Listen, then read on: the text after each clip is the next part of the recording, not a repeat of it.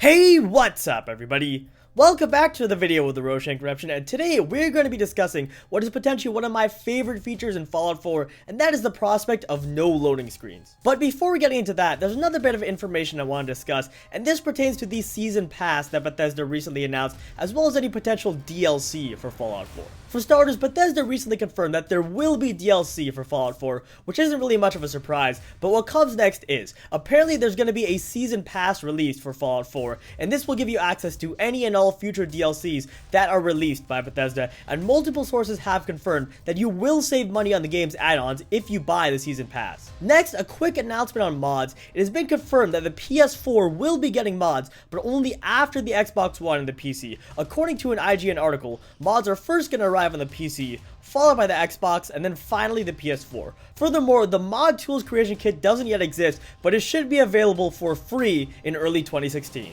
Alright, and with that said, let's go ahead and finally get into the main topic of this video, which is the prospect of no loading screens in Fallout 4. Now, for starters, people have been speculating for a very long time that Fallout 4 will not have any loading screens and will be quote-unquote seamless. The main reason for this speculation is that in an interview with Todd Howard some time back, Howard was hinting at how the next generation consoles and technology could potentially allow Bethesda to eliminate, or at the very least decrease, the amount of loading screens in their games. The specific example he gave, and I'm going to paraphrase here, is that with next generation technology, Bethesda could do something like load a tavern in Skyrim while you're walking up to it, so that when you actually open the door to the tavern, the game wouldn't have to load anything, so you could just enter without any loading screen. More recently, in yet another interview, which I've included a link to down below in the description, Howard was asked about the game's map size, and he briefly alluded to loading screens in Fallout 4. Howard said, and I quote, "In the city, which is assumed to be Diamond City, it's very dense, but there is no load. Like in Fallout 3, there's a load for areas in the city. We don't do that." Now, don't mistake this quote from Howard to be saying that loading screens are completely absent from the game,